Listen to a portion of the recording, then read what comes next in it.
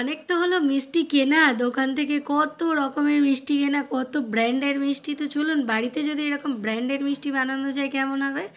তো তার জন্য বেশি খরচ না, থাম্বেলেই দেখতেই পাচ্ছেন 10 টাকা।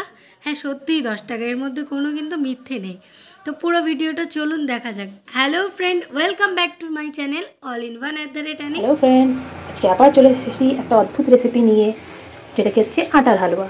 সুজির হালুয়া তো খেয়েছেন, এবার একটা আটার হালুয়া খেয়ে দেখা যাক কীরকম লাগে খেতে। এর জন্য আমার লাগবে আটা, চিনি, ঘি। তাহলে এবার শুরু করা যাক আটার হালুয়া কীভাবে করতে হয়। খেয়াল রাখবেন, আমি এই 1 বাটি আটা নিয়েছি, ওই বাটিরই 1 বাটি চিনি নিয়েছি, আর ওই বাটিরই আপনি 2 বাটি জল দেবেন। আটা হালুয়া করতে কিন্তু কোনো রকমের আন্দাজ আপনি করতে পারবেন না, এটা সবকটার পরিমাণ থাকে। পরিমাণ থাকলেই আপনার হালুয়া সুন্দর হবে এবং টেস্টি হবে। খেয়াল রাখবেন, আপনি যেই বাটি যতটা আটা দিচ্ছেন ততটাই আপনি চিনি দেবেন, তার ডবল দেবেন জল, আর তার ঠিক অর্ধেক দেবেন ঘি। চিনির মধ্যে জল আমরা দিয়ে দিয়েছি, এর মধ্যে এবার দিয়ে দেবো কিছুটা কার্ডামম পাউডার, মানে এলাচের গুঁড়ো। আর অপেক্ষা করবো এটাকে ফোটা পর্যন্ত। জল আমাদের ফুটছে, ততক্ষণ আমরা আটাটাকে ভেজে নেব।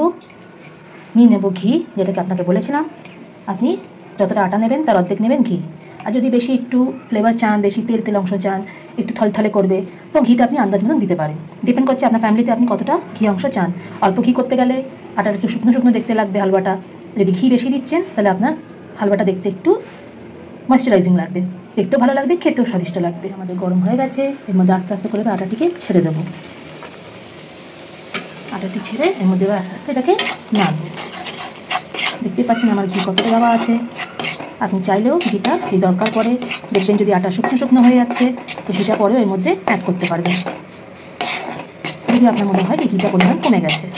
ঠিক আছে বন্ধুরা, এর মধ্যে আমি আর একটু ঘি দিয়েছি, কারণ আমাকে একটু ঘি অংশ থাকলে ভালো লাগে দেখতে, খেতেও সুন্দর ভাজা হচ্ছে দেখতেই পাচ্ছেন। এটাকে লাল হওয়া অবধি আপনাকে ভাজতে হবে, যতক্ষণ আটার রঙটা হালকা লালচে লালচে হয়ে যাচ্ছে। দেখছেন আটা ভাজাটা এবার হালকা হালকা লালচে হয়ে আসছে। আর একটু লালচে হলে এর মধ্যে আমরা চিনি জলটা দিয়ে দেব। কি সুন্দর একটা কালার আসছে দেখুন। এই দেখুন আমাদের চিনির জলটা এবার ফুটে এসছে, এটাও এদিকে রেডি হয়ে গেছে। আর খেয়াল রাখবেন, যখনই আপনি চিনির জল কোনো পাত্রে ফোটাবেন তার জন্য একটা হ্যান্ডেল থাকে। এই হ্যান্ডেল যদি না থাকে, যখন আমি হালুয়ায় এই জলটা দেবেন আপনার একটা গরম তাপ কিন্তু ওঠে, তো হ্যান্ডেল দেওয়া একটা থাকা খুব জরুরি। জলটা আমাদের ফুটে গেছে, তো এবার এটাকে আমরা বন্ধ করে দেবো। এদিকে আমাদের আটাটা ভাজাই হচ্ছে, ওয়েট করবো একটু লাল হওয়া পর্যন্ত। দেখতে পাচ্ছেন আমাদের আটাটা ভাজাটা খুব সুন্দর একটা লালচে রঙ চলে এসছে। এবার এর মধ্যে আমরা চিনির জলটা দিয়ে দেবো।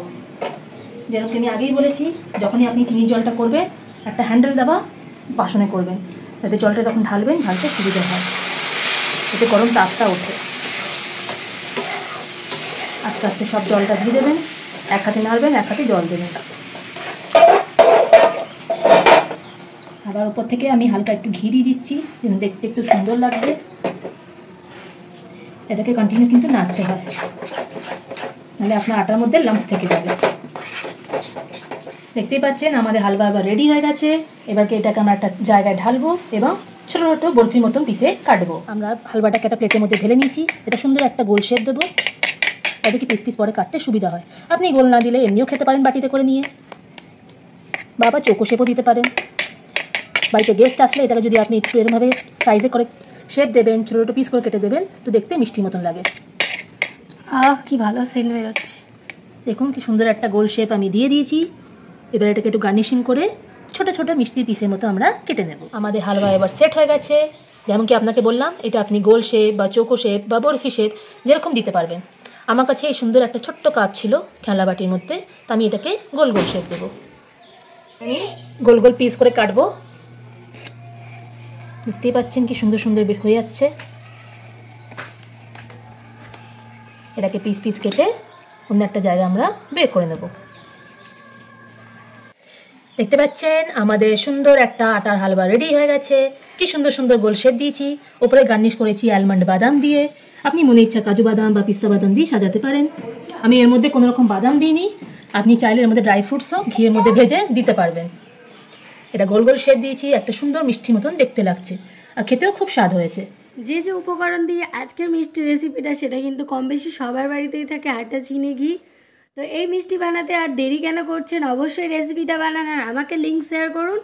সম্পূর্ণ ভিডিও দেখার জন্য অশেষ ধন্যবাদ। ভিডিওটি ভালো লাগলে লাইক, শেয়ার, কমেন্ট করে পাশে থাকবেন। Thank you for watching. Tata, subscribe for more video.